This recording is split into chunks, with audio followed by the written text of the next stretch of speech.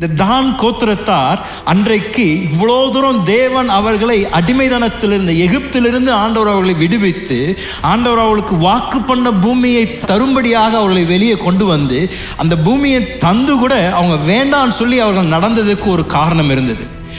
தான் கோத்திரத்தார் மாத்திரமெல்லாம் அன்றைக்கு வாழ்ந்து கொண்டிருந்த இஸ்ரவேல் ஜனங்கள் எல்லாரும் அவர்கள் தேவ பயம் இல்லாத ஒரு ஜனங்களாக இருந்தார்கள். இதை குறித்து நியாயாதிபதிகள் 2ஆம் அதிகாரத்தில் 10வது வசனத்தில் இந்த காரணத்தை தேவ வார்த்தை நமக்கு தருகின்றது. காலத்தில் இருந்த அந்த சந்ததியார் எல்லாரும் தங்கள் பிதாக்களுடன் சேர்க்கப்பட்ட பின்பு கர்த்தரையும் அவர் இஸ்ரவேலுக்காக செய்த கிரியையையும் அறியாத வேறொரு சந்ததி அவர்களுக்கு பின் எழும்பிற்று.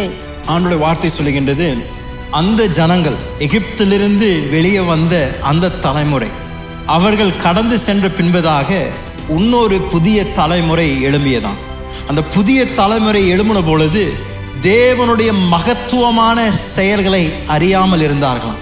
தேவனுடைய அந்த கற்பனைகளை அறியாத ஒரு ஜனக்கூட்டமாக இருந்தபடியால் அவர்கள் தங்களுடைய வாழ்க்கைகளை தங்களுடைய சொந்த விருப்பத்திற்கு ஏற்ற விதத்தில் வாழ்ந்து கொண்டிருந்தார்கள்.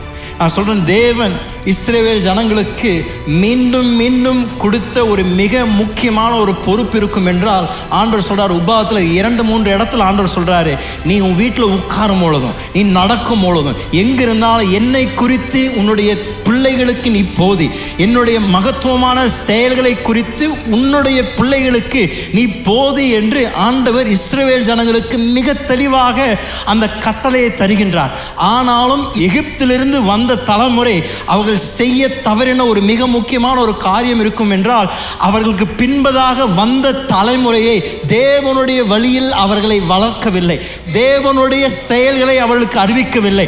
அந்த தலைமுறை தேவனை குறித்தும் தேவனுடைய மகத்துவமான செயல்களை அறியாத ஒரு தலைமுறையாக இருந்தார்கள் என்று நியாயாதிபதிகள் 2ஆம் அதிகாரத்தில் சொல்லப்படுகிறது. அப்படின்னா இன்றைக்கு நீங்களும் நானும் தேவன் நம் இடத்திலிருந்து எதிர்பார்க்கின்ற மிக முக்கியமான ஒரு பொறுப்பு இருக்கும் என்றால், முக்கியமாக பெற்றோர்கள், தகப்பனார், தாயார்கள், உங்களை பார்த்து தேவன் ஒரு மிக முக்கியமான ஒரு பொறுப்பை எதிர்பார்ப்பார் என்றால், வரக்கூடிய சந்ததியை அவருடைய வழிகளில் நம்ம வளர்த்துவது தேவன் உங்கள் கரத்திலும் என் கரத்திலும் கொடுத்திருக்கிற ஒரு மிக மிக முக்கியமான ஒரு பொறுப்பாக இருக்கின்றது.